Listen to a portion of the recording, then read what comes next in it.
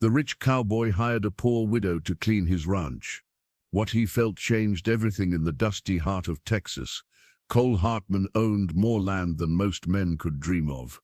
His ranch stretched across the horizon like a kingdom of cattle and consequence, but wealth had brought him no comfort. 3 years after losing his wife, the house stood empty, echoing with memories he couldn't escape.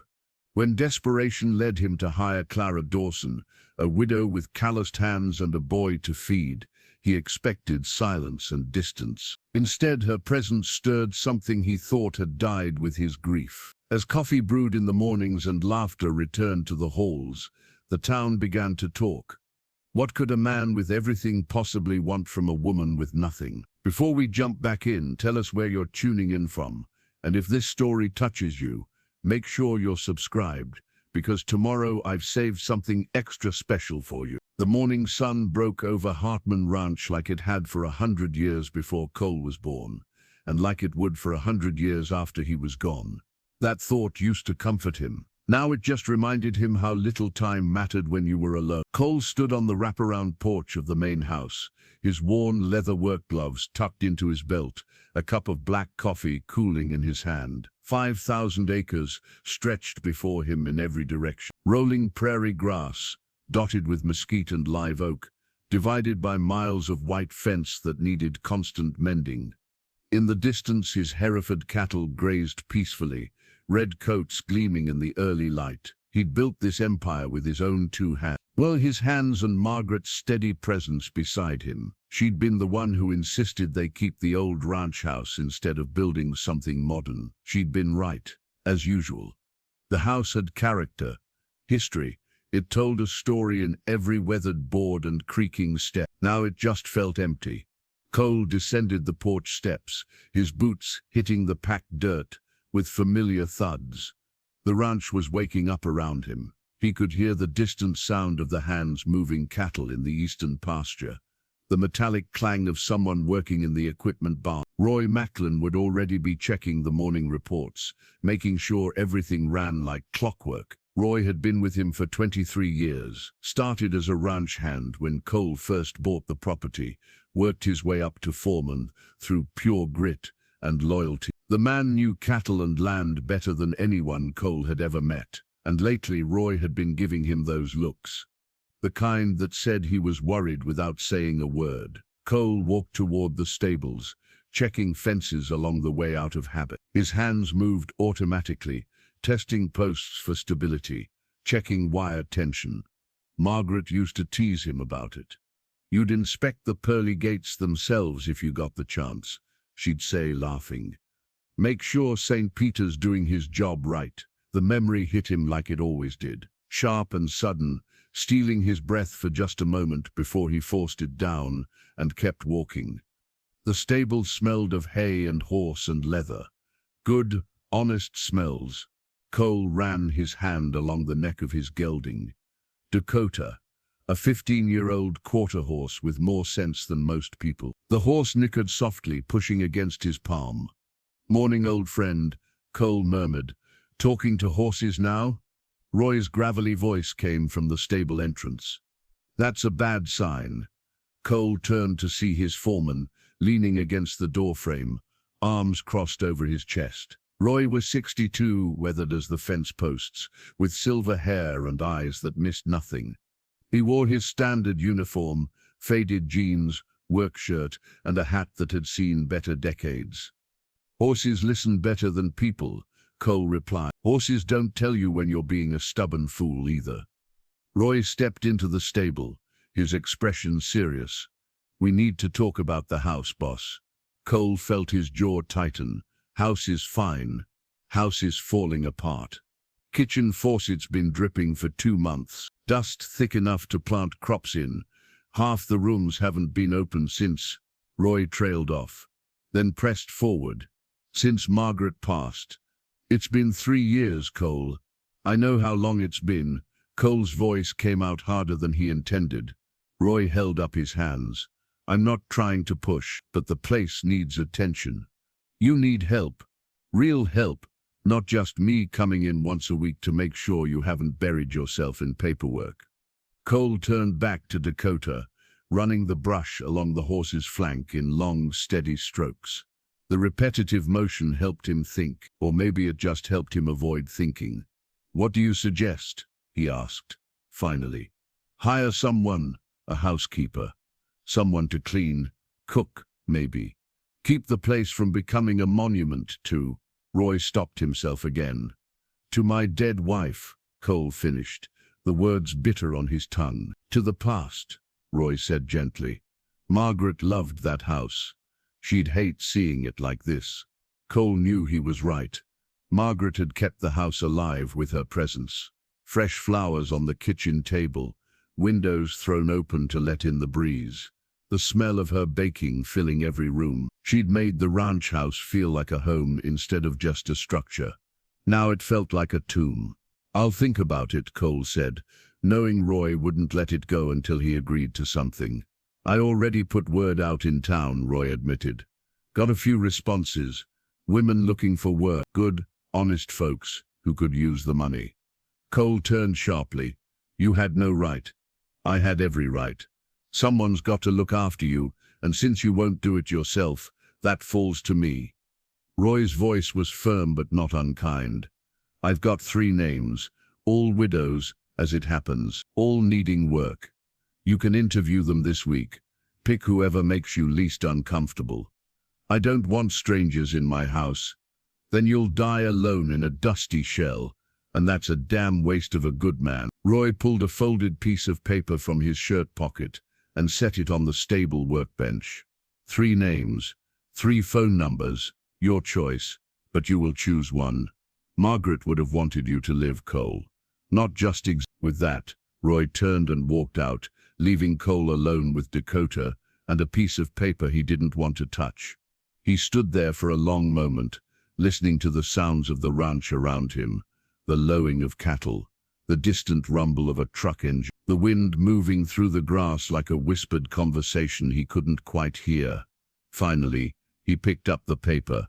3 names, written in Roy's careful handwriting. Linda Morrison, 58, former teacher. Beth Ann Walker, 47, worked at the diner for 20 years. Clara Dawson, recently widowed, has a young son. Cole stared at the names. 3 women he didn't know, one of whom would soon be walking through his house touching Margaret's things, existing in spaces that had been sealed off for 3 years. The thought made his chest tighten, but Roy was right, the house was falling apart. Cole had been living like a ghost in his own home, using only the bedroom, the bathroom, and occasionally the kitchen. The rest of the house sat dark and untouched, gathering dust and memories in equal measure. He folded the paper and tucked it into his pocket, then finished brushing Dakota. Work had always been his escape. When Margaret first got sick, he'd thrown himself into the ranch, expanding operations, buying more cattle, fixing every fence on the property twice over. It kept his hands busy and his mind from dwelling on things he couldn't change. After she died, work became his entire life. Up before dawn, in bed long after dark, he ran the ranch with an efficiency that bordered on obsessive. Roy handled the men and the day-to-day operations, but Cole still knew every detail, checked every report, walked every inch of his land at least once a week. It wasn't living, it was just moving through time. Cole led Dakota out to the corral and spent the next hour riding the fence line on the northern property. The physical work felt good. On it, he found 2 posts that needed replacing, made mental notes about a section of wire that would need attention before winter, and watched a red-tailed hawk circle overhead, hunting for breakfast. By the time he returned to the house, it was nearly noon. His stomach reminded him he'd skipped breakfast again. He walked into the kitchen and stopped short. The place was a disaster. Dishes piled in the sink from the last week, empty cans on the counter, a fine layer of dust on every surface. The faucet dripped steadily, the sound echoing in the quiet like a slow countdown. Roy's words came back to him. "Margaret would have wanted you to live, Cole, not just exist." He pulled the paper from his pocket and unfolded it, studying the 3 names again. Linda Morrison probably had grandkids, a life of her own. She'd want set hours, weekends off. Beth Ann Walker would know everyone in town. And the last thing Cole needed was gossip about his personal life spreading through the diner. His eyes settled on the third name.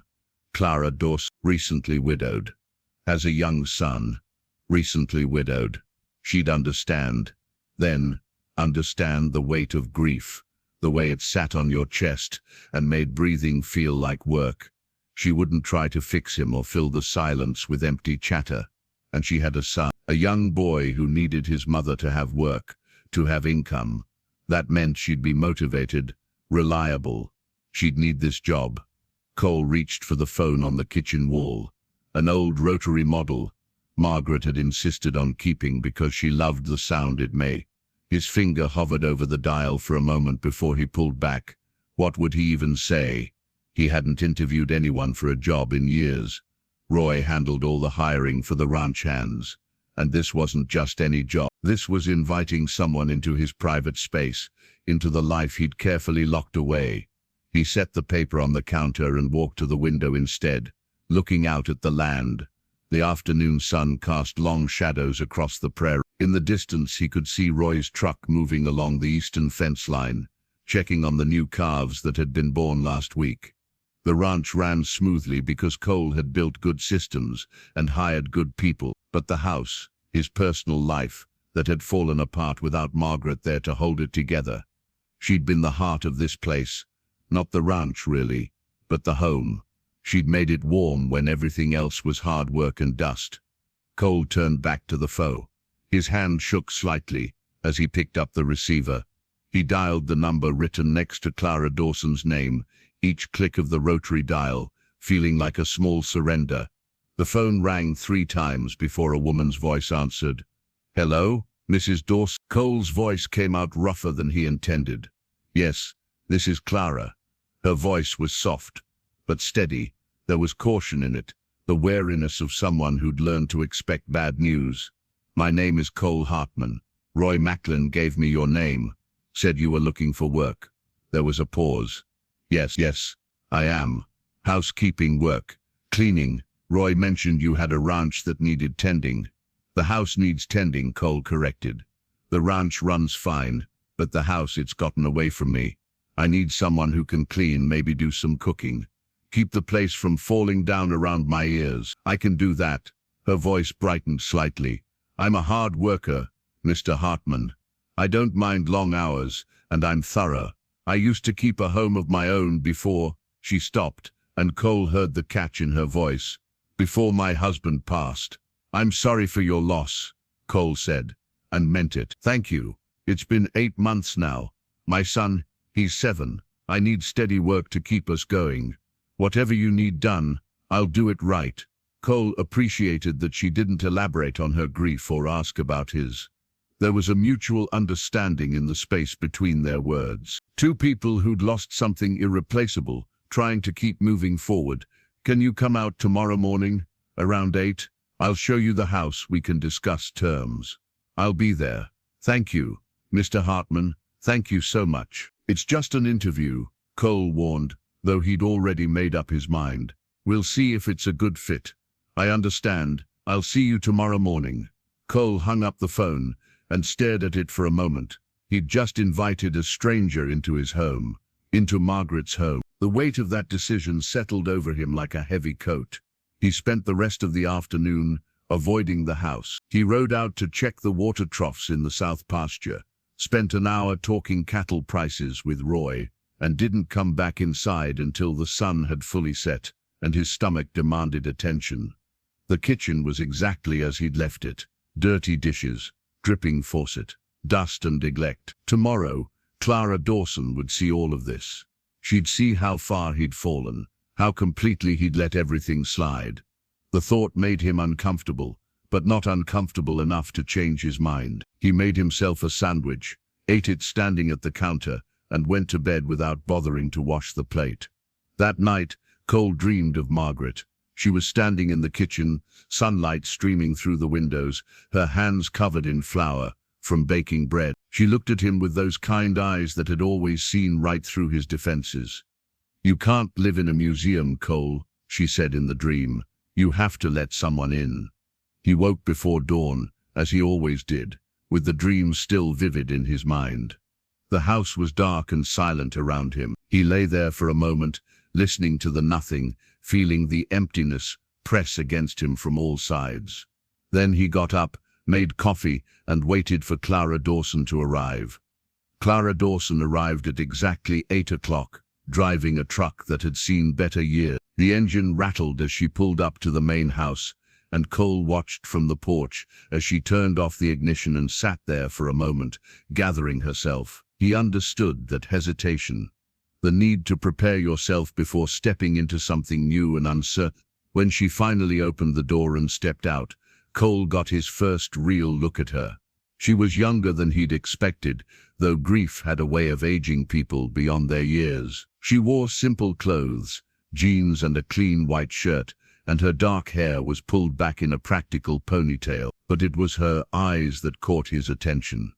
They held the same weariness he saw in his own mirror every morning. She walked toward the porch with her shoulders back, trying to project confidence, but he could see the nervousness in the way her hands gripped the strap of her purse. "Mr. Hartman," she called out.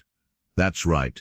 You must be Clara." Cole descended the porch steps to meet her halfway. Up close, he could see the signs of struggle written in the lines around her eyes, the calluses on her hands. This was a woman who'd learned to work hard out of necessity. "Thank you for seeing me." She extended her hand, and he shook it. Her grip was firm, honest. "Let me show you around." Cole gestured toward the house. "I should warn you, it's not in good shape. I've let things slide. I'm not here to judge, Mr. Hartman. I'm here to work." They walked into the house together, and Cole watched her take it all in. The dust coating every surface, the dishes piled in the sink, the curtains drawn against the light. He felt a flush of embarrassment, seeing his neglect through someone else's eyes. Clara didn't say anything at first. She walked through the living room slowly, her gaze moving over the furniture covered in sheets, the family photos gathering dust on the mantel, the grandfather clock that had stopped ticking months ago. "This is a beautiful home," she said finally.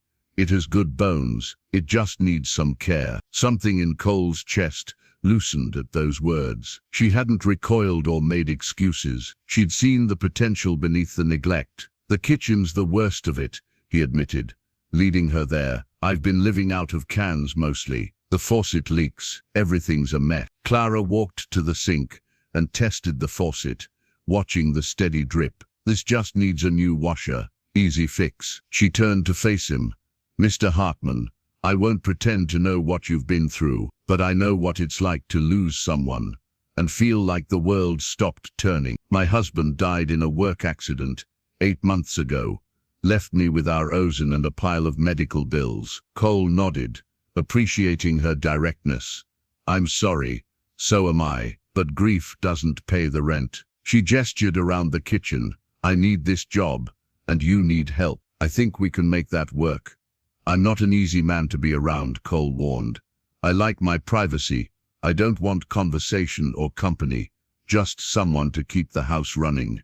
"I can do quiet," Clara assured him.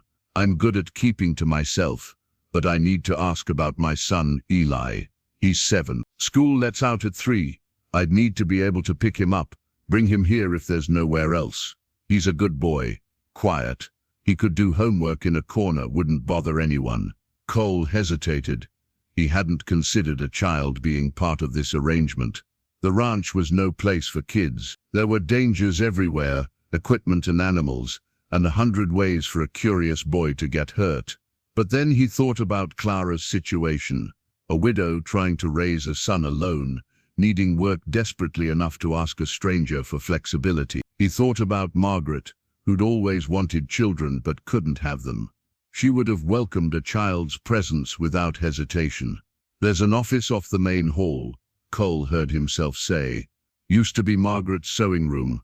It's quiet, has good light. Your boy could do his homework there, but he stays in the house. The ranch is too dangerous for a child running around unsupervised." Clara's face flooded with relief. "Thank you. I promise he won't be any trouble, and I'll work extra hours to make up for." "You'll work the hours we agree on." "Cole, interrupted. No more, no less. I'm not looking to exploit your situation, Mrs. Dawson. I'm looking for help maintaining a house that's gotten away from me. Clara, she said softly. Please call me Clara. Cole nodded.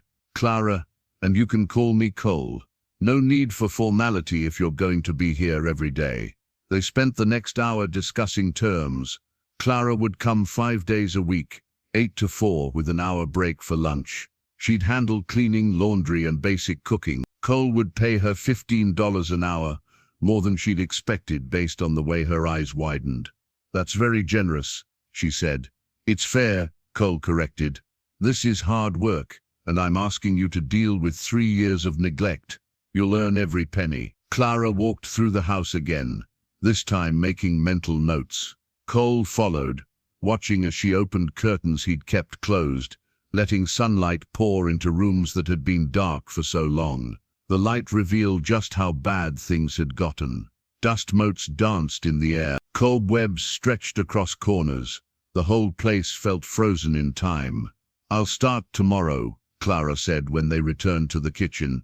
I'll bring supplies, cleaning equipment. This will take a few weeks to get right, but I'll get it there.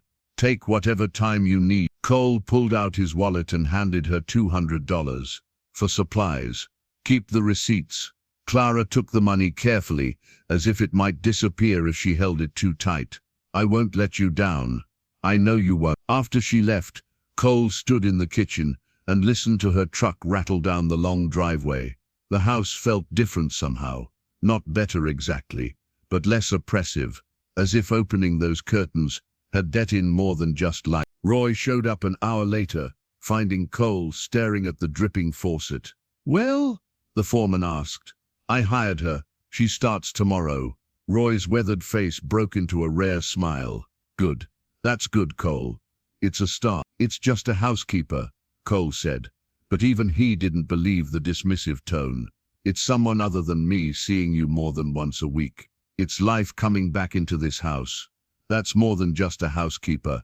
Cole didn't argue. Roy was right. As usual, something had shifted today. He'd opened a door he'd kept locked for 3 years, and now there was no closing it again. That afternoon, Cole did something he hadn't done since Margaret died. He walked into their bedroom, their actual bedroom, not the guest room where he'd been sleeping. He'd avoided this space, kept the door closed, pretended it didn't exist. Now he stood in the doorway, forcing himself to look. Margaret's reading glasses still sat on her nightstand. Her robe hung on the back of the bathroom door. The bed was made with the quilt her grandmother had sewn, the one with the star pattern she'd loved so much. Everything exactly as she'd left it. Cole walked to the dresser and opened the top drawer. Her jewelry box sat there, simple and wooden. He lifted the lid and the music started playing, a tinny version of Edelweiss that Margaret had thought was charming. Inside were the few pieces of jewelry she'd owned. Her wedding ring which the hospital had given back to him, a pair of pearl earrings her mother had passed down, a silver locket containing photos of them from their wedding day, both of them so young and full of hope. Cole picked up the locket and held it in his palm. The metal was cool and smooth. He remembered buying it for their 5th anniversary, remembered the way Margaret had cried when she opened it. I don't know if I'm doing the right thing, he said to the empty room. Hiring someone, letting things change, but I can't keep living like this. I can't keep you alive by letting myself die. The music from the jewelry box wound down slowly, the notes stretching and distorting until they faded to silence. Cole stood there for a long moment, then carefully closed the jewelry box and put it back in the drawer. He wouldn't pack Margaret's things away, not yet, but he also wouldn't let this room remain a shrine. Clara would need to clean in here too, dust and vacuum, let air and light back in. It was time to let go without forgetting. Time to honor Margaret by living instead of haunting his own home. Clara arrived the next morning with her truck bed full of cleaning supplies and a determination that reminded Cole of soldiers heading into battle. She wore old jeans, a faded t-shirt, and had her hair tied back under a bandana. She meant business. I'm starting with the kitchen, she announced. hauling in buckets and bottles. It's the heart of a home. Get that right. Everything else follows. Cole watched from the doorway as she set to work. She moved with purpose, filling the sink with hot soapy water, tackling the pile of dishes he'd let accumulate. She didn't complain or make faces at the mess. She just worked, steady and methodical. "I'll be out checking fences," Cole said, uncomfortable watching someone else work in Margaret's kitchen. "If you need anything, Roy's number is on the board by the phone." "We'll be fine," Clara said without looking up from the dishes. "Go on. I've got this." Cole escaped to the ranch, grateful for the distance. But as he rode Dakota along the property line, he found his thoughts drifting back to the house. To Clara scrubbing away 3 years of neglect. To the way the kitchen had already looked brighter, just from her opening the curtains. He returned at noon, telling himself he just wanted to grab lunch. But really, he was curious. Curious about what she'd accomplished. Curious about whether hiring her had been the right decision. The transformation stopped him in his tracks. The kitchen gleamed. Every surface had been scrubbed clean. The dishes were washed, dried, and put away. The floor had been mopped. The windows sparkled. And the faucet, he noticed, no longer dripped. Clara was at the stove, stirring something that smelled like heaven. She turned when she heard his boots on the clean floor. "Fix the faucet," she said, wiping her hands on a towel. "Told you it was just a washer. And I made soup. Figured you could use a real meal." Cole stood there, momentarily speechless. The kitchen hadn't looked this good since Margaret was alive. It felt alive again, warm and welcoming instead of cold and abandoned. "You didn't have to cook," he managed. "Part of the job," Clara said simply. "Besides, I was making it anyway. Might as well make enough for two." She ladled soup into bowls, thick vegetable beef that steamed and smelled like home. They sat at the kitchen table, the first time Cole had eaten there in years. He'd been taking his meals standing at the counter or eating cold food straight from cans. The soup was excellent, rich and flavorful, with chunks of tender beef and fresh vegetables. Cole ate slowly, savoring each bite, trying to remember the last time food had tasted like anything other than fuel. "My grandmother's recipe," Clara said, watching him eat. "She taught me to cook when I was little, said a good meal could fix most problems, or at least make them easier to face. She was a wise woman, she was." Clara smiled, a genuine expression that softened the worry lines around her eyes. "She raised me after my parents died, taught me everything about keeping a home, about making do with what you have." Cole nodded, appreciating that she shared without being asked. There was an ease to her presence that surprised him. He'd expected to feel invaded, uncomfortable, with someone else in his space. Instead, it felt almost natural. "The house is in worse shape than I thought," Clara continued. "Not structurally, but the neglect. It'll take time to get everything right. Some rooms haven't been touched in years." "Take all the time you need," Cole said. "No rush. I'll work room by room. Kitchen's done, mostly. I'll tackle the living room this afternoon, then move upstairs tomorrow. Is there anywhere you don't want me to go?" Cole thought about Margaret's bedroom, the jewelry box, the clothes still hanging in the closet. But he'd made a decision yesterday. No more shrines. "No," he said. "Anywhere that needs cleaning, you clean it. Just be careful with personal items. Photos and such." "Of course." Clara's expression was understanding. "I'll treat everything with respect." After lunch, Cole returned to his work, but found himself coming back to the house more often than usual. Checking on things, he told himself, making sure Clara had what she needed. But really, he was watching her work, watching how she moved through the house with a gentle efficiency, how she handled Margaret's things with careful respect. When she picked up a family photo to dust the frame, she paused to look at it. Not prying, just acknowledging the people in the picture. Then she cleaned it carefully and set it back exactly where it had been. By the end of the first week, Clara had worked through the entire first floor. The living room no longer felt like a mausoleum. The dining room table was cleared and polished. The downstairs bathroom sparkled. Even the small details had been attended to. Fresh flowers in a vase, windows that let in actual light, floors that didn't creak with dust. On Friday afternoon, Clara appeared at the barn where Cole was working on a tractor that had been giving him trouble. "I wanted to let you know I'm done for the day," she said. "I'll be back Monday. Next week I'll start on the upstairs." Cole wiped his hands on a rag and nodded. "You've done good work. House looks better than it has in years. It's a good house. It deserves to be cared for." Clara hesitated, then added, "I was wondering if it would be all right to bring Eli on Monday. School's out for teacher planning day." Cole felt his instinctive reluctance rise up, but he pushed it down. He'd agreed to this. "That's fine, long as he stays in the house like we discussed." "He will." "Thank you, Cole." She smiled and turned to leave, then stopped. "Can I ask you something?" "Go ahead." "The grandfather clock in the living room, it stopped. Do you want me to wind it, get it running again?" Cole looked toward the house, though he couldn't see the clock from here. Margaret had wound that clock every Sunday morning, a ritual she'd maintained religiously. When she died, he'd let it wind down, unable to bear the sound of time continuing without her. "Yes," he heard himself say, "wind it. Time doesn't stop just because we want it to." Clara nodded, understanding in her eyes. "I'll take care of it." After she left, Cole stood in the barn for a long time, listening to the distant sounds of the ranch, cattle lowing, wind through the grass, the rhythmic clang of Roy working on something metal. Change was happening, whether he was ready for it or not. That weekend felt longer than usual.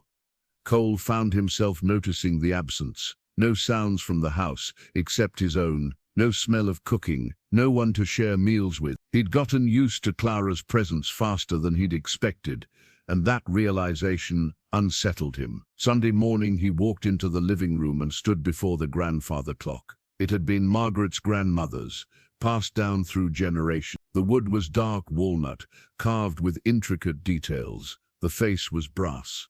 The numbers Roman numerals, and it was ticking. Clara had wound it before she left. The steady tick-tock filled the room, a sound he'd missed without realizing it. Cole checked his watch. The clock showed the correct time. She'd even set it properly. He found himself smiling, then felt guilty for it. How could he smile when Margaret was gone? How could he let someone else wind her clock, cook in her kitchen, bring life back to her house? But Margaret's voice seemed to echo in his memory, clear as day. "Don't you dare turn this place into a tomb, Cole Hartman.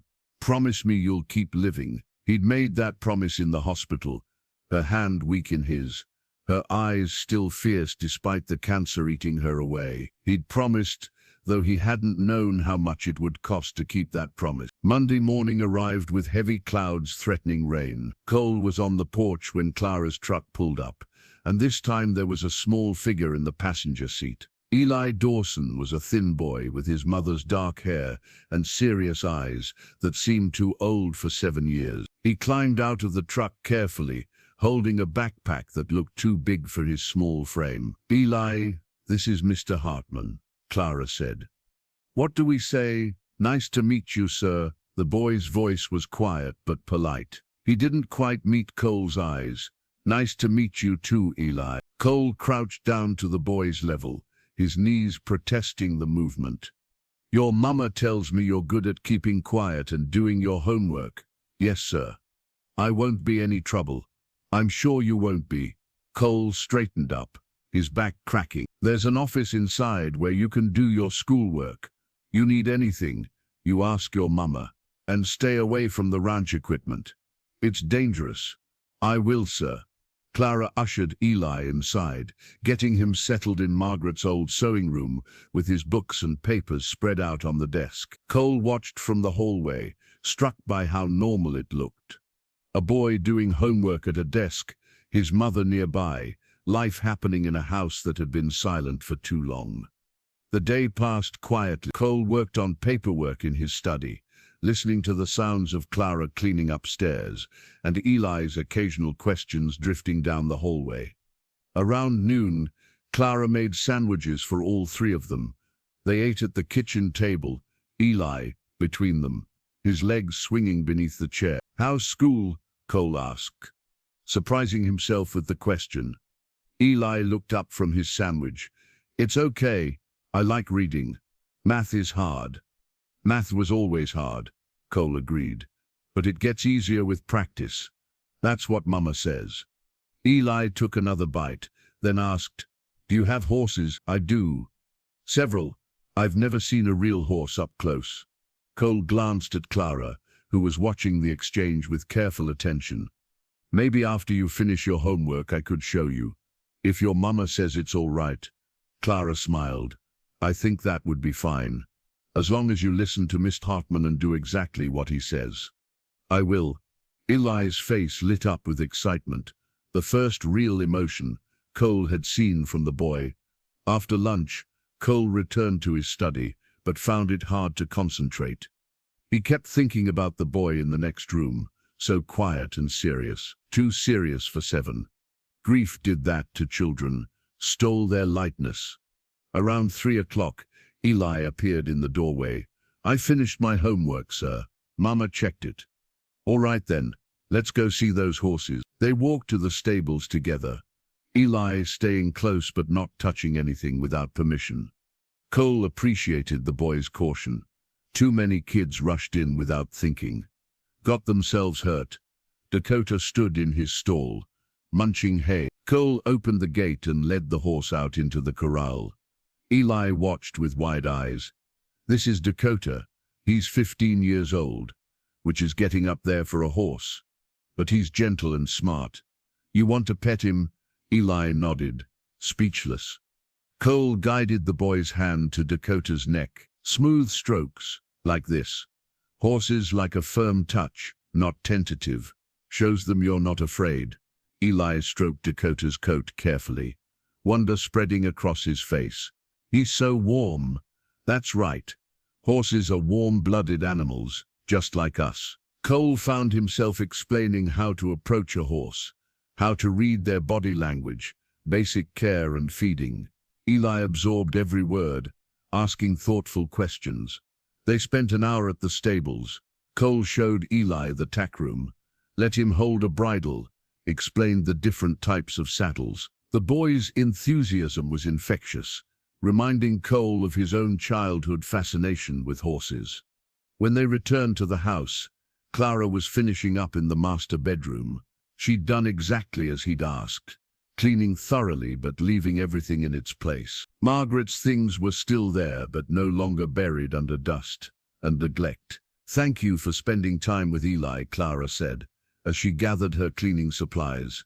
"He doesn't have many men in his life anymore. My husband's father passed before Eli was born, and my father lives 3 states away.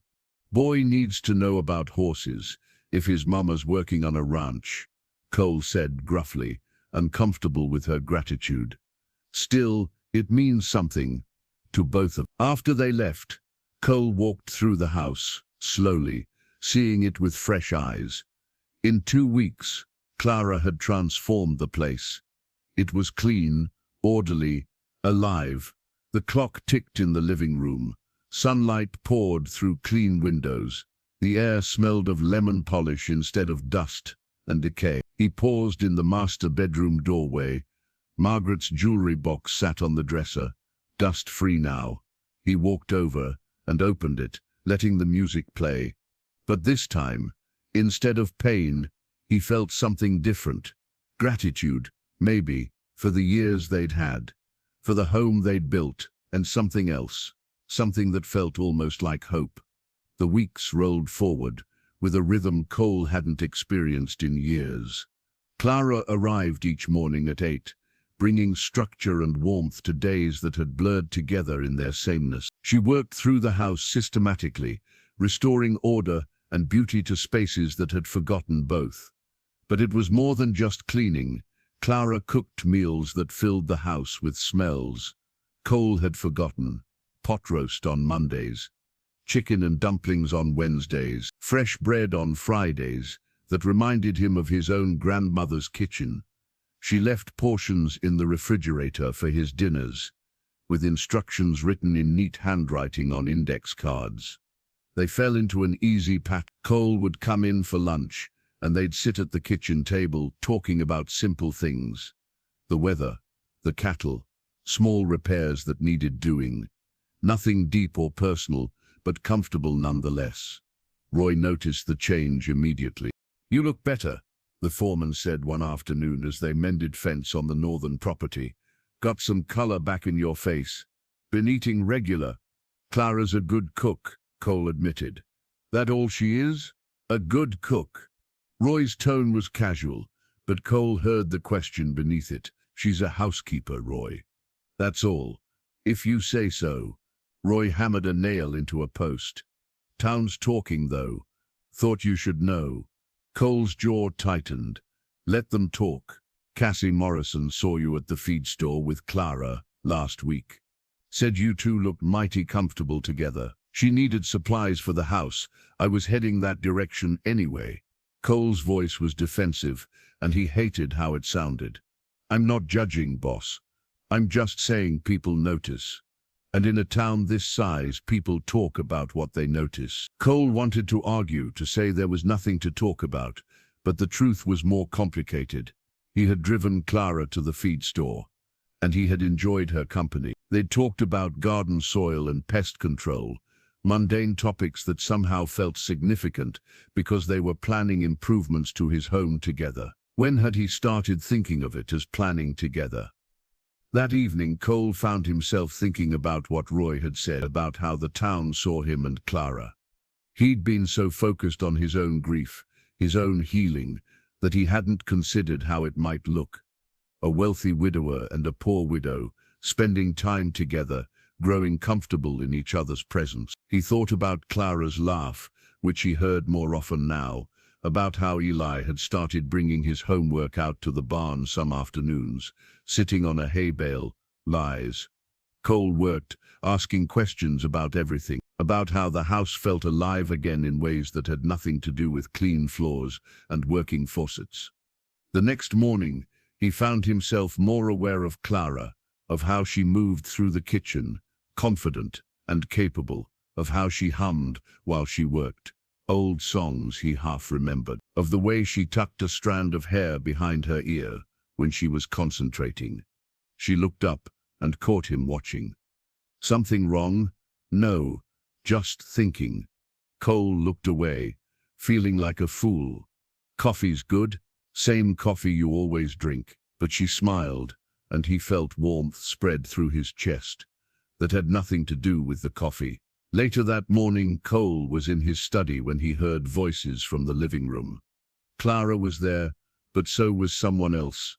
A woman's voice, sharp and disapproving. He walked out to find Vera Patterson, the town's most dedicated gossip, standing in his living room with her arms crossed. She was a thin woman in her 60s, with sharp eyes that missed nothing and a tongue that shared everything. "Mr. Hartman," she said, her voice dripping with false sweetness. "I was just telling your housekeeper here that I wanted to see how you were doing. Such a shame about Margaret, even after all this time." Cole knew a fishing expedition when he saw one. "I'm fine, Mrs. Patterson. Was there something you needed?" "Oh, just being neighborly. I brought by a casserole." She gestured to a dish on the coffee table. "Though I see you have help in the kitchen now." Her eyes flickered to Clara, with barely concealed judgment. Clara stood near the window holding a dust cloth, her expression carefully neutral. "Miss Dawson has been invaluable," Cole said firmly. "The house hasn't been this well maintained in years." "I'm sure." Vera's smile didn't reach her eyes. "Though I wonder if it's quite proper, a young woman spending so much time alone with you. People do talk, you know. Then people should find better things to do with their time." Cole's voice went cold. "Clara works for me. She's a professional doing a job. Anyone who suggests otherwise can deal with me directly." Vera's smile faltered. I didn't mean any offense. I'm simply concerned for your reputation and hers. A widow with a young child should be careful about appearances. The only appearance that matters is that my home is being properly cared for. Cole moved toward the door. A clear dismissal. Thank you for the casserole, Mrs. Patterson. I'll return the dish when we're done with it. Vera gathered her purse, her face tight with displeasure. Of course. Do give me a call if you need anything. Anything at all. After she left, silence filled the room. Clara resumed dusting, but Cole could see the tension in her shoulders. I'm sorry about that, he said. Not your fault. Small towns are all the same. People need something to talk about. But her voice was strained. Maybe I should be more careful. Come later. Leave earlier. Make sure we're never alone in a way that looks improper. You'll do no such thing. Cole's voice was sharp. You work the hours we agreed on. You do the job you were hired for. I won't have busybodies dictating how I run my own household. Clara turned to face him. Cole, I need this job. I can't afford to have my reputation questioned. If they think there's something inappropriate happening, it could affect Eli. Kids hear what their parents say. The fear in her voice made Cole's anger burn hotter. Not at her, but at people like Vera Patterson, who wielded gossip like a weapon. No one's going to think anything because there's nothing to think, he said. You're my employee. That's all. But even as he said it, Cole wondered if it was true. In the quiet moments when Clara laughed at something he said, or when they worked side by side in the garden she'd started, or when Eli looked up at him with trust in his young eyes, it felt like more than just an employment arrangement. It felt like something dangerous, something that could hurt them all if he wasn't careful. That afternoon, Cole rode out to the far pasture, needing distance and air. He found Roy there, checking on a cow that had been having trouble with her calf. Vera Patterson stopped by. Cole said without preamble, I heard news travels fast. Roy didn't look up from examining the cow. What did she want? To remind me that people are watching, that Clara's reputation and mine are being discussed over coffee and pie at every table in town. And what are you going to do about it? Nothing. I'm not going to change how I run my household because of gossip. Roy straightened up, wiping his hands on his jeans. That's noble. But Cole, you need to think about Clara and that boy. You've got money and land. Your reputation can take a hit, but she's got nothing except what she earns and her good name. If people decide she's not respectable, she'll have a hard time finding work anywhere in this county. The words hit Cole like a punch. He hadn't thought about it that way. He'd been thinking about his own principles, his own anger at being told what to do. But Roy was right. Clara was vulnerable in ways he wasn't. What am I supposed to do? Fire her because people gossip? No, but maybe be aware that it's not just about you anymore. Every choice you make affects her, and Eli too. Cole rode back to the house slowly, Roy's words echoing in his mind. When he arrived, Clara was loading her supplies into her truck, getting ready to leave for the day. Eli sat in the passenger seat, reading a book. Clara, wait, she turned, concern crossing her face. Is everything all right? I've been thinking about what you said earlier, about being careful, and I want you to know that I understand your concerns. I won't put you or Eli in a position where people can talk. Clara's eyes glistened with unshed tears. I appreciate that. I really do. But Cole, I don't want to lose this job. It's more than just the money. Eli's happy here. He talks about the horses, about you teaching him things. And she stopped herself. This is the first place I've felt like myself since Tom died. Cole felt something shift in his chest. You won't lose this job. Not because of gossip, but maybe we need to be smarter about it. Roy suggested I could hire one of the ranch hands' wives to come in a few days a week. Act as a chaperone, so to speak. You mean a witness that nothing improper is happening? Clara's voice was flat. I mean someone to help you with the heavier work and make it clear that everything here is above board.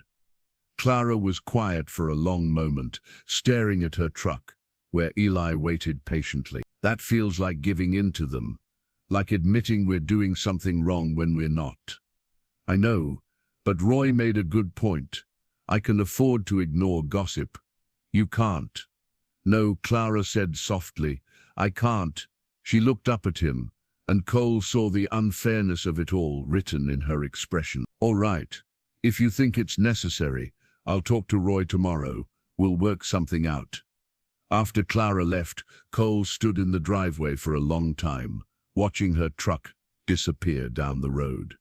He felt anger and frustration warring inside him. Anger at a town that couldn't let two lonely people find comfort in each other's company without making it into something sordid. Frustration at himself for not seeing this coming. That night, Cole couldn't sleep. He lay in bed, staring at the ceiling, thinking about Margaret. She'd always known how to navigate social situations, how to deflect gossip with grace and humor. She would have known what to do, but Margaret was gone, and Cole was left trying to figure things out on his own. Around midnight, he got up and walked through the house. Everything Clara had cleaned and organized stood as evidence of her care. The living room with its polished furniture, the kitchen that smelled faintly of the bread she'd baked, the flowers she'd arranged in the hallway.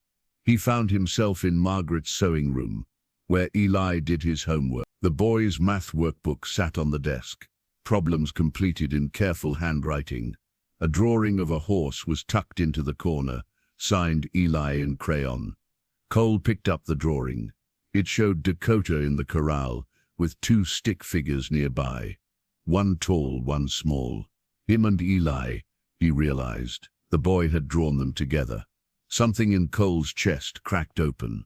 He'd been so focused on not letting anyone in, on protecting himself from more loss, that he hadn't realized how much he'd already let these two people into his life. Clara and Eli had become part of his days, woven into the fabric of his routine so thoroughly that he couldn't imagine the house without them.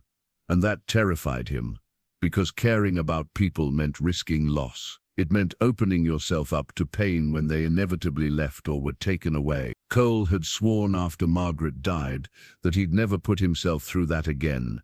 Yet here he was, caring about a woman and her son, despite all his defenses. The next morning, Cole woke determined to create distance. He'd be professional, polite, but nothing more. He'd hire the chaperone Roy suggested and make sure everything was proper and distant. But when Clara arrived and smiled at him over morning coffee, when Eli ran in excited about a story he'd read, when the three of them sat at the kitchen table, and Clara's hand accidentally brushed his reaching for the sugar, all his resolve crumbled. This was what living felt like. Not just existing, not just moving through days on autopilot, but actually living, feeling things, even if those feelings were complicated and scary. I talked to Roy, Cole found himself saying, about hiring someone else to help you. Martha Jenkins, one of the hands' wives. She's looking for extra work. I thought maybe 3 days a week. Clara nodded slowly. To keep things proper, to give you help with the heavy work. Cole corrected, though they both knew the real reason. And yes, to quiet the talk. When does she start? Next week. If that works for you. It works. Clara stood and began clearing the breakfast dishes. Her movements were stiff, formal. The easy warmth between them had frozen over. Martha Jenkins started the following Monday, bringing with her a cheerful disposition and an unfortunate tendency to talk constantly. She was a pleasant woman in her 50s, round and energetic, who seemed determined to fill every silence with observations about the weather, her chickens, or her grandchildren. Cole found her exhausting, but she served her purpose. With Martha present 3 days a week, the gossip quieted. Vera Patterson stopped by once more with another casserole, found Martha scrubbing floors while Clara organized the pantry, and left satisfied that propriety was being observed. Yet something had changed. The easy comfort between Cole and Clara had vanished, replaced by careful politeness. They no longer lingered over coffee, no longer talked beyond what was necessary. Clara arrived, worked efficiently, and left, taking Eli with her before Cole had a chance to offer the boy his usual time with the horses. 2 weeks passed this way. Cole told himself it was better, safer, less complicated. He was miserable. Roy noticed, of course. "You look worse than you did before Clara started working here." "I'm fine. You're a terrible liar." Roy leaned against the barn wall. "What happened?" "I thought having Martha there would solve the problem." "It did.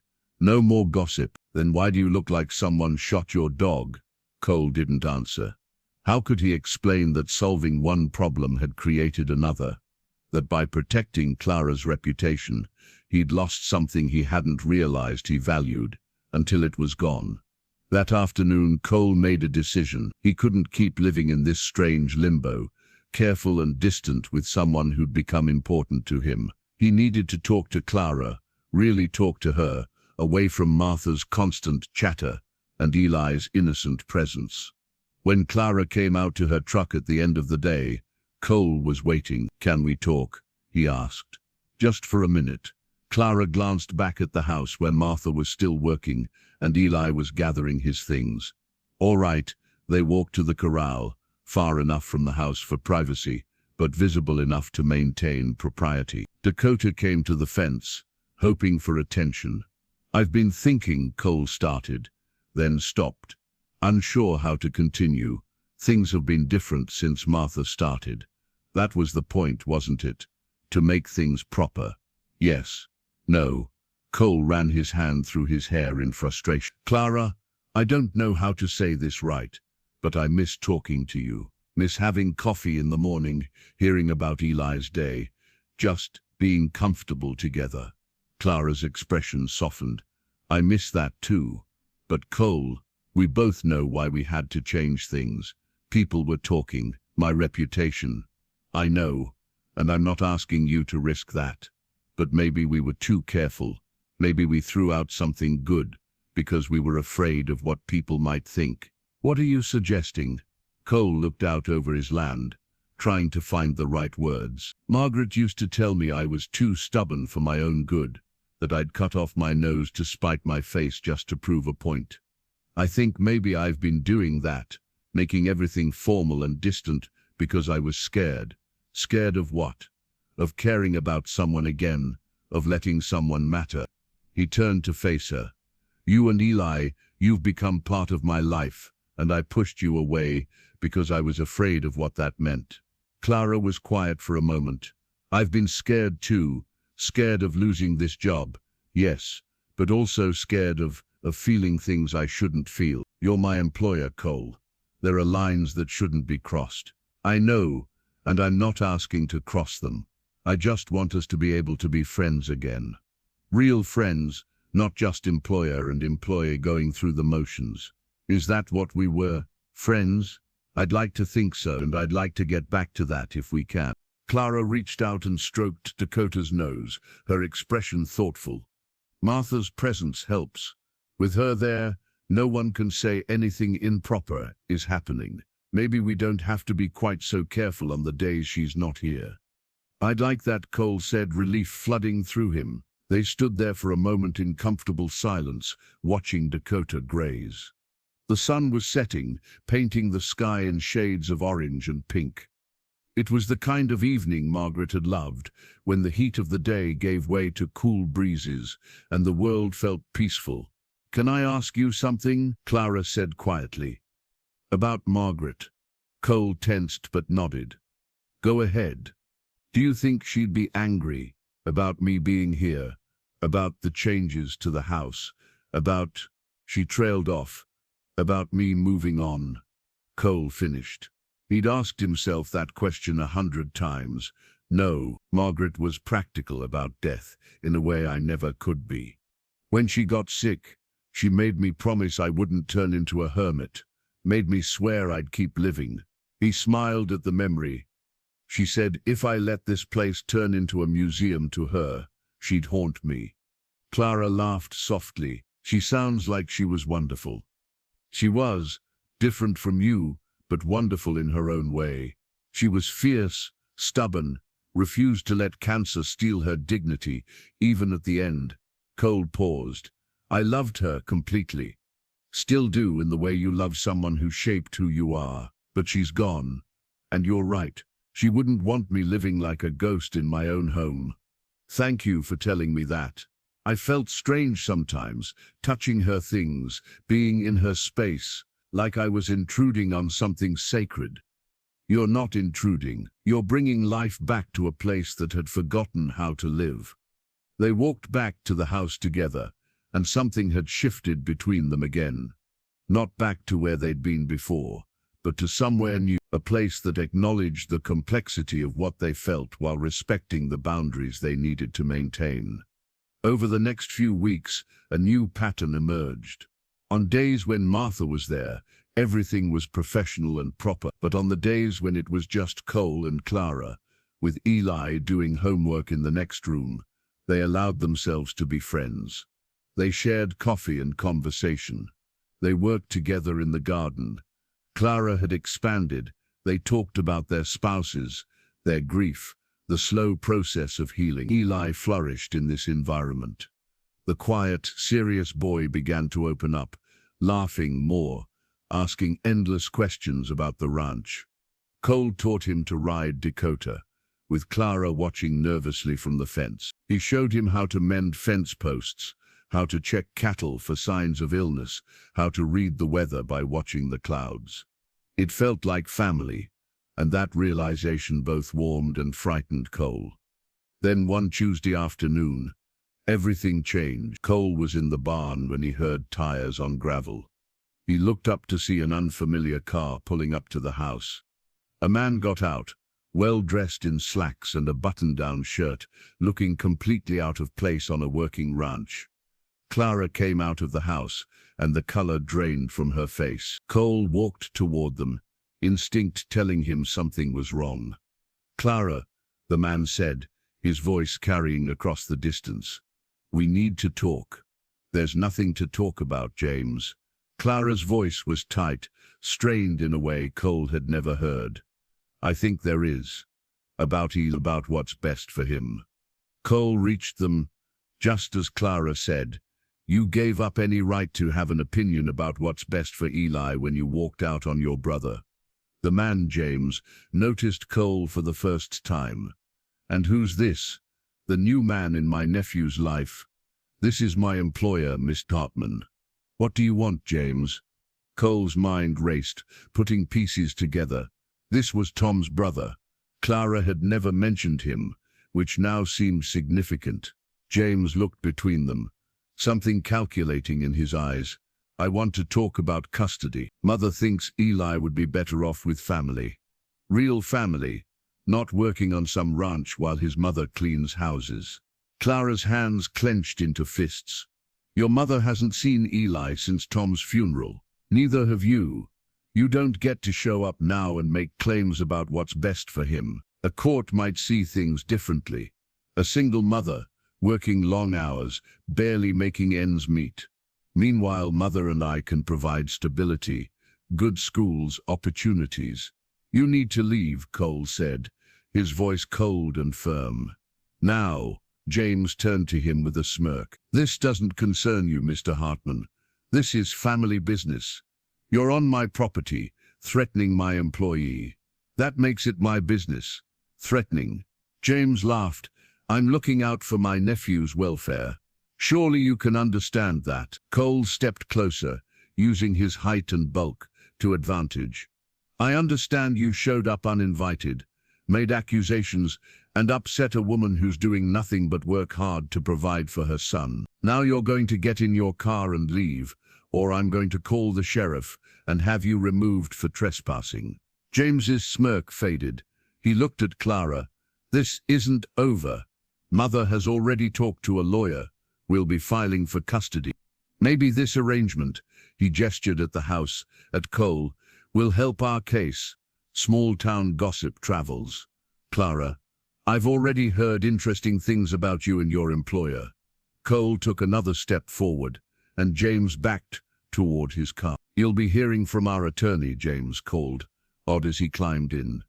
"Enjoy your little domestic situation while it lasts." They watched him drive away, dust rising behind his tires. Clara stood rigid, her arms wrapped around herself, shaking. "Clara," Cole said gently. She shook her head. "I need to get Eli. We need to go." "Wait.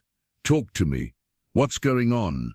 "What's going on is that Tom's family never approved of me. Never thought I was good enough for him. And when he died, when the medical bills buried us, and I had to sell our house, they saw their chance." Her voice cracked.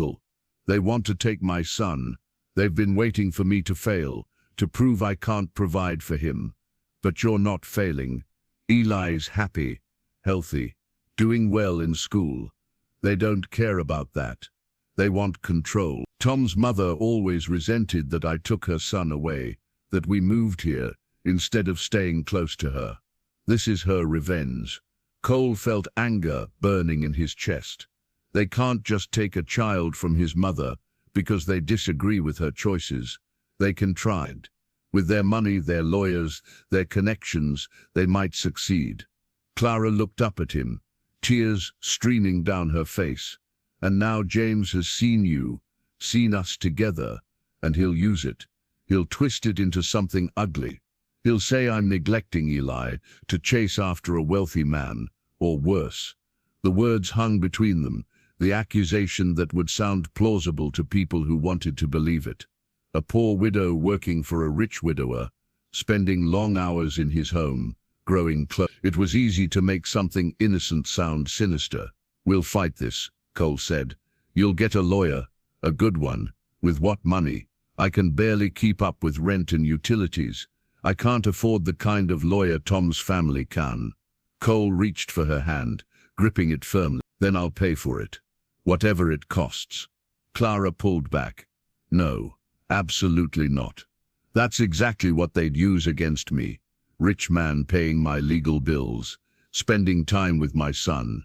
They'd paint me as someone using you, manipulating you. It would make everything worse." She was right, and Cole knew it. Any financial help he provided would be twisted into evidence of impropriety. They were trapped by the very gossip they'd tried so hard to avoid. "There has to be something we can do," Cole insisted.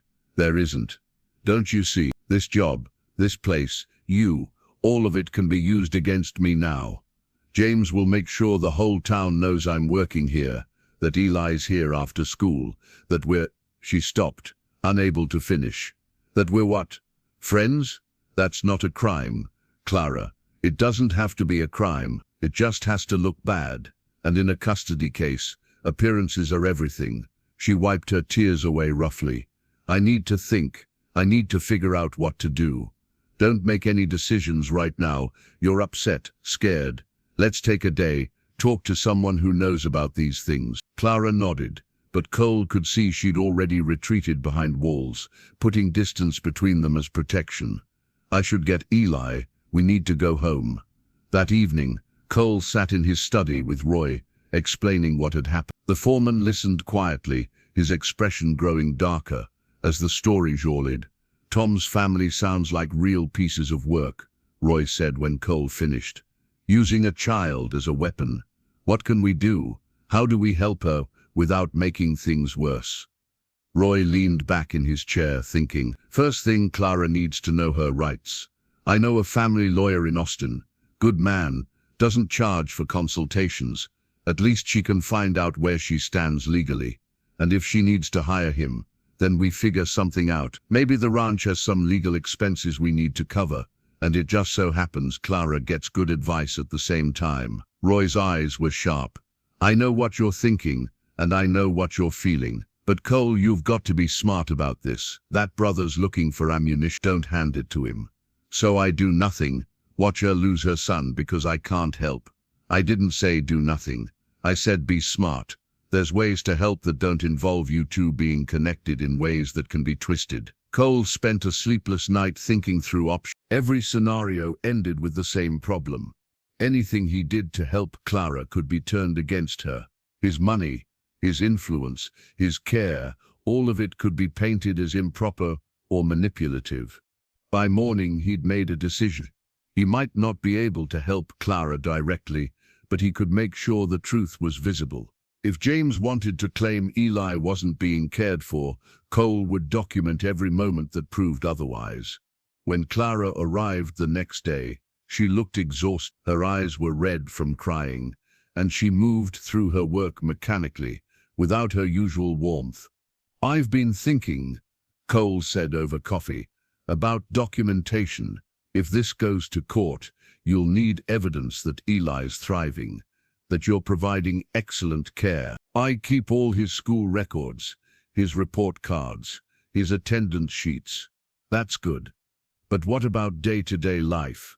Photos of him happy and healthy, records of his activities, his growth.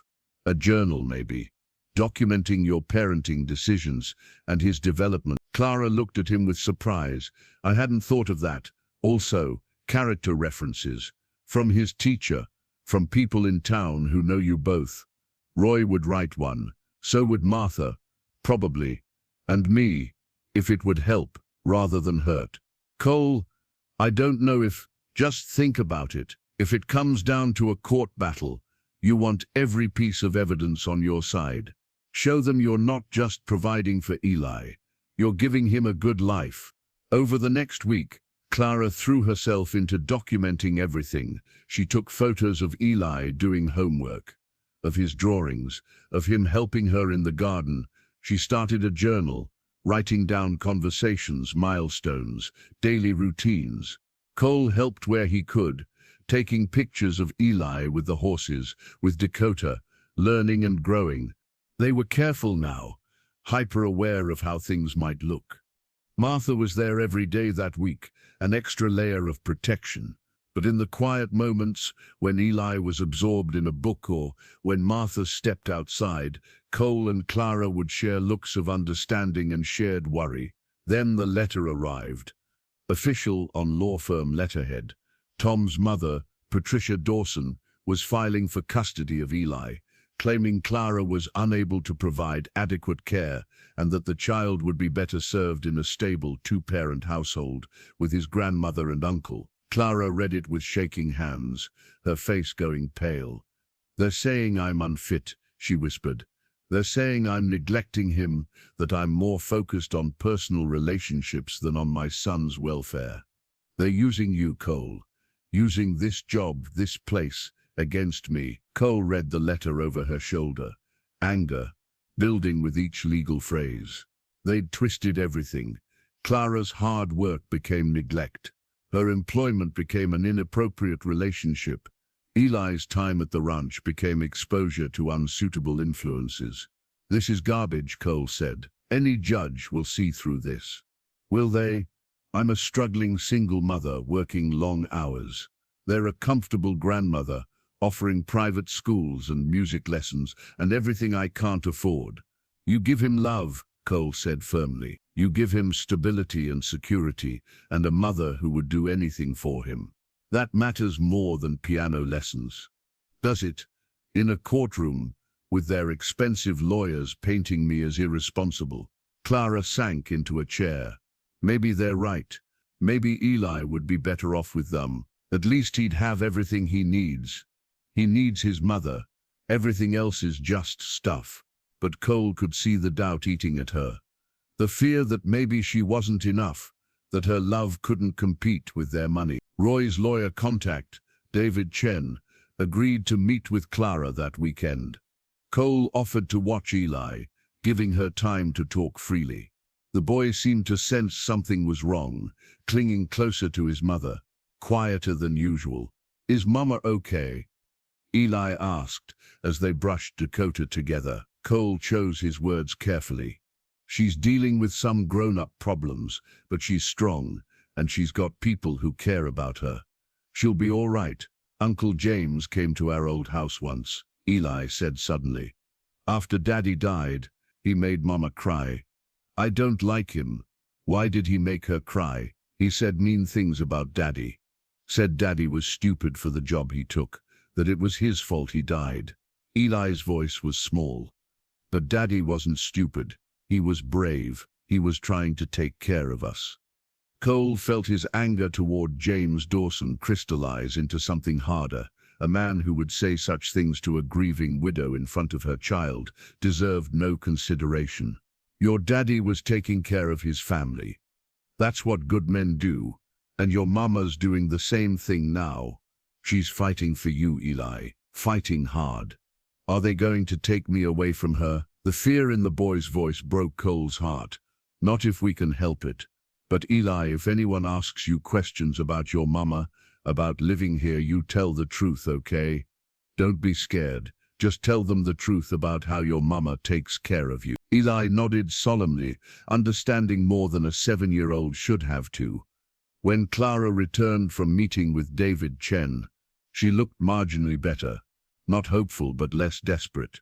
He says I have a strong case, she told Cole after Eli went to play. I'm the biological parent. I have custody. Eli's doing well, but he also said these cases can go either way depending on the judge, and that Tom's family has resources I don't. The retainer alone is $5,000. Cole pulled out his checkbook without hesitation. No, Clara said sharply. We've been through this. Then consider it a loan. Pay me back when you can. Cole, I'll never be able to pay back $5,000. And even if I could, it still looks bad. Rich employer lending desperate employee money. That's another angle for them to use. I don't care how it looks. You need a lawyer. And I'll find a way to get one. But not with your money. Clara's voice was firm despite the tears in her eyes. I won't give them that weapon. David said.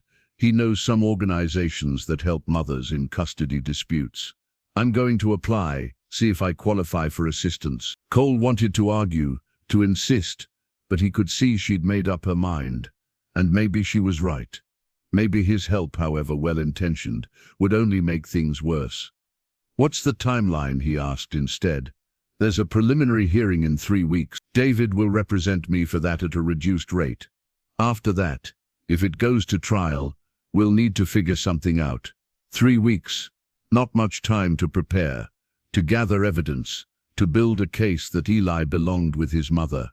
That night, Cole lay awake thinking there had to be something he could do, some way to help that wouldn't backfire. He thought about his position in the community, about people who owed him favors, about ways to apply pressure without being obvious. But every path led back to the same problem.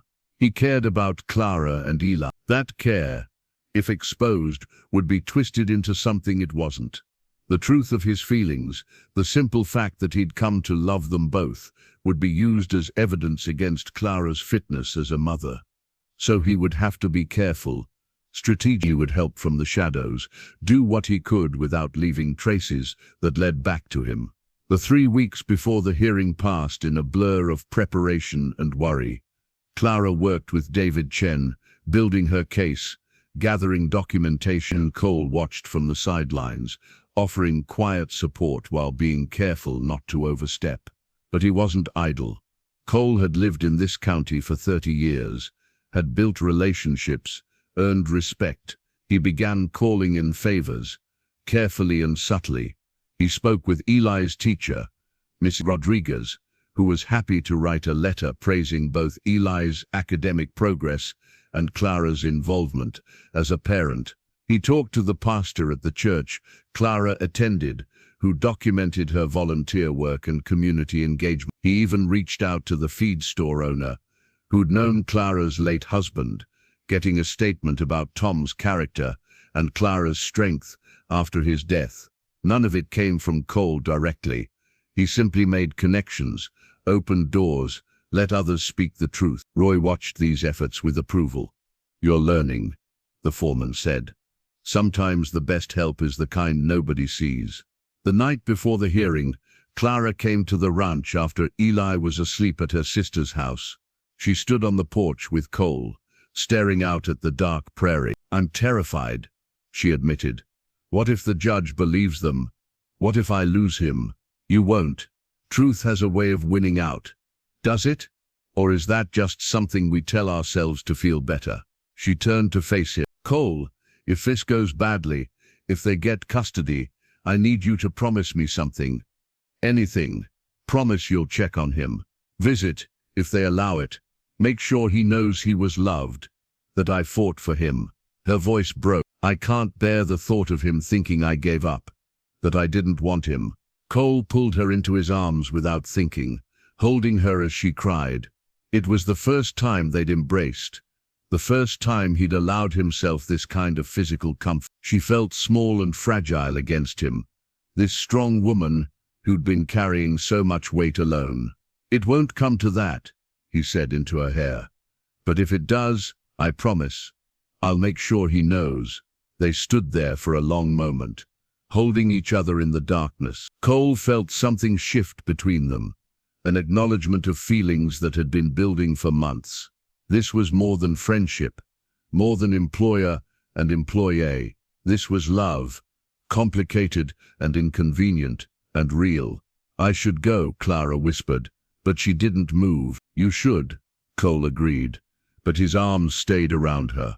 Finally she pulled back, wiping her eyes. Thank you, for everything, for the job, for being kind to Eli, for helping without making me feel helpless. You've given us more than you know. Clara, don't say anything that makes this harder than it already is. We both know there's something here between us, but we can't explore it, can't even acknowledge it. Not until this is over, maybe not even then. She was right, and Cole knew it, but standing there in the moonlight watching her walk to her truck, he wanted to say it anyway, wanted to tell her he loved her, that he'd fight for her and Eli, that they'd become his family. Instead, he watched her drive away and prayed tomorrow would bring justice. The courthouse was an old limestone building in the county seat, imposing and formal. Cole sat in the back of the courtroom, as far from Clara as he could manage while still being present for support. Roy sat beside him, and Martha had come too, ready to testify if needed. Patricia Dawson sat on the other side with James and a lawyer who looked expensive. She was a thin woman in her 60s, dressed in pearls and judgment. She looked at Clara with barely concealed disdain, as if her daughter-in-law's very presence was offensive. The judge was a woman in her 50s named Helen Morrison, known for being fair but strict. She reviewed the paperwork with a neutral expression, giving nothing away. James's lawyer went first, painting a picture of a struggling single mother who couldn't provide stability. He mentioned the long work hours, the modest apartment, the reliance on a job that could end at any moment.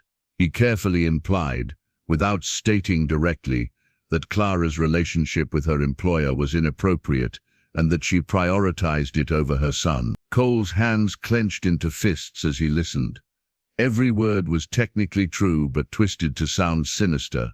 Yes, Clara worked long hours, but she was providing for her son. Yes, she relied on her job, but she was reliable and hard-working. Yes, Eli spent time at the ranch, but he was supervised and thriving. Then David Chen stood up to present Clara's case. He was younger than the opposing lawyer, but spoke with quiet confidence. He presented Eli's excellent school records, glowing reports from his teacher, documentation of Clara's consistent care. He called Mrs. Rodriguez to testify about Eli's happiness and academic success. And what about the mother's involvement? David asked. Clara attends every parent-teacher conference, volunteers for field trips when her schedule allows, and ensures Eli completes all his homework. She's one of the most engaged parents I have. Mrs. Rodriguez spoke clearly, making eye contact with the judge. Eli is a well-adjusted, kind child who clearly feels loved and secure. The opposing lawyer tried to undermine this, asking about Clara's work schedule, implying she couldn't possibly be that involved if she worked full-time. But Mrs. Rodriguez held firm. Many parents work full-time, counselor. What matters is the quality of engagement, and Clara Pratt's excellent quality. Next came the pastor, who testified about Clara's character and her commitment to raising Eli with strong values. Then Martha Jenkins took the stand, and Cole held his breath. "Mrs. Jenkins, you work alongside Mrs. Dawson at the Hartman Ranch. Is that correct?" David asked. "Yes, sir. 3 days a week. In your Robertson, how does Mrs. Dawson balance her work responsibilities with caring for her son?" "She's remarkable. Eli comes after school, does his homework, and Clara checks on him constantly. She never neglects that boy, not for a minute. And I've seen how happy he is, how well behaved. That's a mother's influence. Clear as day." The opposing lawyer stood. "Mrs. Jenkins, isn't it true that you were hired specifically to act as a chaperone, to ensure propriety between Mrs. Dawson and Miss Hartman?" Martha's eyes flashed. "I was hired to help with heavy cleaning. If my presence also quiets small-town gossip, that's just a bonus. But I'll tell you this, there's never been anything improper in that house. Not once. Yet gossip exists. Why do you suppose that is? Because people love to talk, especially about things they don't understand. A man and woman can be friends, can work together professionally, without it being scandalous. Though I know that's hard for some folks to believe." Cole wanted cheer. Martha had turned the insinuation back on them. David then presented the documentation Clara had gathered. Photos of Eli, happy and healthy. Journal entries showing thoughtful parenting. Records of doctor visits, school events, everything that proved Eli was thriving. "Your Honor," David said, "this case isn't about what's best for Eli. It's about a family member who disagrees with Clara's life choices, trying to use the court system to assert control. Eli has a loving, capable mother who provides everything he needs. The petitioners offer material wealth. Yes, but Eli doesn't need more things. He needs his mother." Then came the moment Cole had been dreading. The opposing lawyer called him to the stand. "Mr. Hartman, you employ Mrs. Dawson as your housekeeper, correct?" "Yes." "And her son spends considerable time at your ranch?" "After school, yes. He does homework in a supervised area while his mother works." "How would you characterize your relationship with Mrs. Dawson?" Cole chose his words carefully. "Professional. She's an excellent employee who takes great pride in her work." "Just professional. You've been seen together in town. You spend considerable time in each other's company." "I spend time in my own home where she works." "As for being seen together, once I drove her to purchase supplies for the house. Hardly scandalous. Yet you're here today, supporting her case. That suggests more than a simple employer-employee relationship." Cole looked directly at the lawyer. "It suggests I'm a decent human being who recognizes injustice when I see it. Clara Dawson is a good mother, raising a good boy. I'm here because someone needs to stand up and say that truth out loud." The lawyer smiled, as if Cole had confirmed something. "So you care about her?" "I care about fairness. I care about a child not being ripped from a loving home because his grandmother has money and an agenda." The lawyer pressed on. "Would you say you have feelings for Mrs. Dawson beyond professional regard?" David stood. "Objection, Your Honor. Mr. Hartman's personal feelings are irrelevant to Eli's welfare." Judge Morrison looked thoughtful. "I'll allow it. Mr. Hartman, please answer the question." Cole took a breath. This was the moment. He could lie, protect Clara by denying everything, or he could tell the truth and trust that honesty would matter more than perception. "I respect Clara deeply," he said slowly. "She's kind, hard-working, and an excellent mother. Have those qualities made me care about her and her son?" "Yes." "Does that care compromise her ability to parent?" "Absolutely not. If anything, having people who support her makes her a better mother, not worse." The lawyer pounced. "So you admit you have romantic feelings for her?" "I admit I'm a widower who's been alone for 3 years, and Clara is a widow who lost her husband. We understand each other's grief. We've become friends. Whether that friendship might someday become more is speculation, not evidence. What is evidence is that Eli is happy, healthy, and loved." Judge Morrison was watching him intently now, and Cole couldn't read her expression. Finally, it was Clara's turn to testify.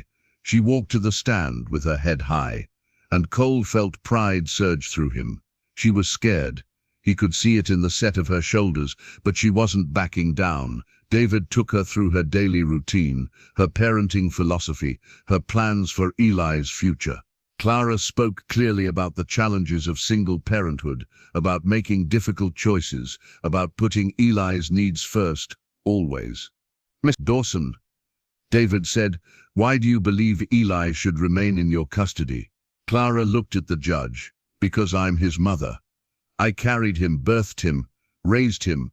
I know his favorite bedtime story and how he likes his sandwiches cut. I know he's scared of thunder, but brave about doctor visits. I know he needs patience with math, but soars with reading. Tom's family can offer him private schools and music lessons, and those are wonderful things, but they can't offer him what I can. They can't offer him a mother's love." Her voice broke slightly on the last words, and Cole saw tears in her eyes that she refused to let fall. The opposing lawyer stood for cross-examination. "Mrs. Dawson, you work 40 hours a week." "Yes, and your son spends those hours at your employer's ranch." "After school, yes. Before that, he's in a school I chose carefully. During the summer, he attended a day camp. I've always ensured he has proper care and supervision." "Supervision from your employer, a man you've admitted you have a friendship with?" "Supervision from me, primarily. Cole teaches Eli about horses and ranching when I'm on breaks, or after my work is done. It's educational and safe." "Is it appropriate for your employer to spend so much time with your son?" Clara's eyes flashed. "It's appropriate for good people to be kind to children. Cole has been nothing but respectful and appropriate. He's taught Eli things about responsibility and hard work that will serve him his whole life. If you're trying to twist that into something wrong, you're reaching." The lawyer changed tactics. "You live in a 2-bedroom apartment?" "Yes." "Your household income is approximately $30,000 annually?" "I make do with what I have." "The Dawsons can offer Eli his own room in a large house, private education, cultural opportunities. Can you honestly say you can compete with that?" Clara leaned forward. "I don't have to compete with that. I'm not in a competition. I'm his mother, and he belongs with me. Money doesn't buy love. Money doesn't tuck him in at night or kiss his scraped knees or know exactly what to say when he has nightmares. I do. That's what matters." When Clara stepped down, Cole could see she was shaking, but she'd held her ground, spoken her truth. Judge Morrison reviewed her notes for what felt like an eternity. The courtroom was silent except for the clock on the wall ticking away seconds. Finally, the judge looked up. "I've heard compelling arguments from both sides. This is clearly a family that cares deeply about this child, even if they disagree on what's best for him." Cole's heart sank. That sounded like a preamble to a compromise, maybe shared custody. The lawyer pressed on. "Would you say you have feelings for Mrs. Dawson beyond professional regard?" David stood. "Objection, Your Honor. Mr. Hartman's personal feelings are irrelevant to Eli's welfare." Judge Morrison looked thoughtful. "I'll allow it. Mr. Hartman, please answer the question." Cole took a breath. This was the moment. He could lie, protect Clara by denying everything. Or he could tell the truth and trust that honesty would matter more than perception. "I respect Clara deeply," he said slowly. "She's kind, hard-working, and an excellent mother. Have those qualities made me care about her and her son?" "Yes." "Does that care compromise her ability to parent?" "Absolutely not. If anything, having people who support her makes her a better mother, not worse." The lawyer pounced. "So you admit you have romantic feelings for her?" "I admit I'm a widower who's been alone for 3 years, and Clara is a widow who lost her husband. We understand each other's grief. We've become friends. Whether that friendship might someday become more is speculation, not evidence. What is evidence is that Eli is happy, healthy, and loved." Judge Morrison was watching him intently now, and Cole couldn't read her expression. Finally, it was Clara's turn to testify. She walked to the stand with her head high, and Cole felt pride surge through him. She was scared. He could see it in the set of her shoulders, but she wasn't backing down. David took her through her daily routine, her parenting philosophy, her plans for Eli's future. Clara spoke clearly about the challenges of single parenthood, about making difficult choices, about putting Eli's needs first always. "Miss Dawson," David said, "why do you believe Eli should remain in your custody?" Clara looked at the judge. "Because I'm his mother. I carried him, birthed him, raised him.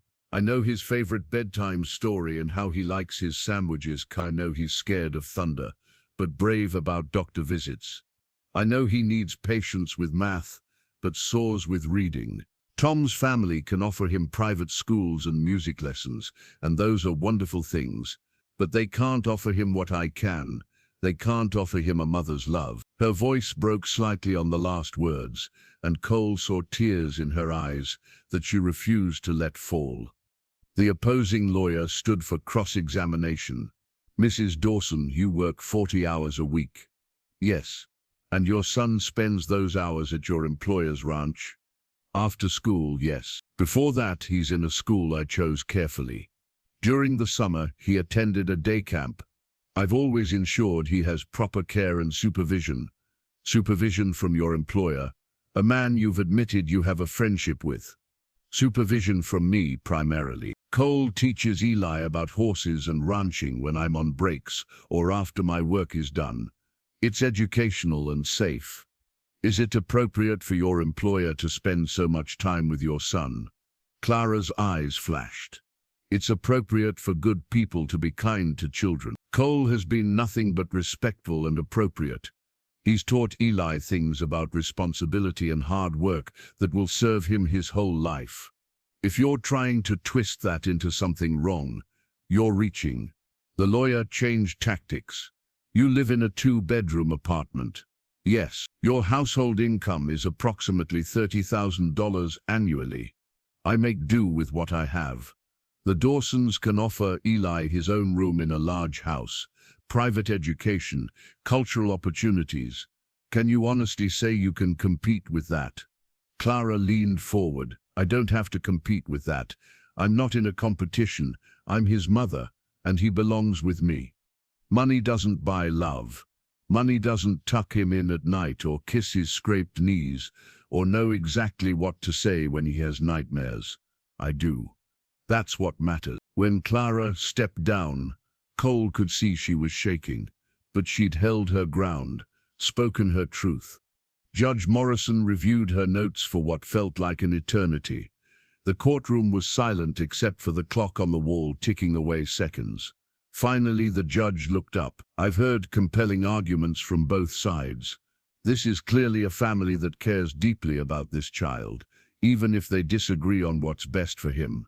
Cole's heart sank. That sounded like a preamble to a compromise. Maybe shared custody.